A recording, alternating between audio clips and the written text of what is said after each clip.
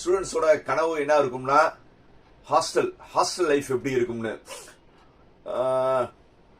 அதுல வந்து நிறைய கேட்டகரிஸ் இருக்கு. இப்போ எல்லாரும் என்ன நினைக்கிறாங்க, இப்போ எந்த ஸ்டூடெண்ட் அண்ட் கிட்ட நம்ம கேட்டா, சார் நான் கோயம்புத்தூர் போறேன், சென்னை போறேன், எந்த காலேஜ்லாம் இல்ல சார், நான் கோயம்புத்தூர்ல போய் படிக்கணும், சென்னையில போய் படிக்கணும், இந்த மாதிரி தான் வந்து எல்லாத்தோட தாட் இருக்கு.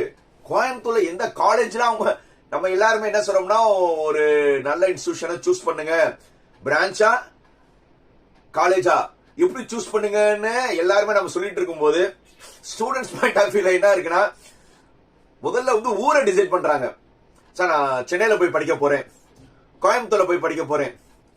அதே மாதிரி ஸ்டூடெண்ட்ஸ் மட்டும் கிடையாது, அவங்க பேரண்ட்ஸ் வந்து போன் பண்ணி, சார் என் பையன் வந்து சென்னையில படிக்கணும்னு நினைக்கிறான், கோயம்புத்தூர்ல படிக்கணும்னு நினைக்கிறான்னு முதல்ல வந்து ஊரு பேர் தான் சொல்றாங்க. அதுக்கப்புறம் வந்து தான் அவங்க என்ன நினைக்கிறாங்க, காலேஜ் அதுக்கு அப்புறம் தான் தேடுறாங்க.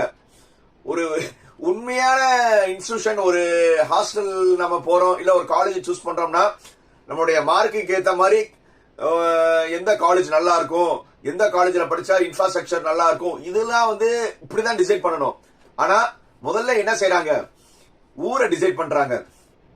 இப்ப நான் பேச போறது வந்து ஸ்டூடெண்ட்ஸ்க்கு கொஞ்சம் கடுப்பா இருக்கலாம், பேரண்ட்ஸ் வந்து கொஞ்சம் சிந்திக்கிற மாதிரி இருக்கலாம்.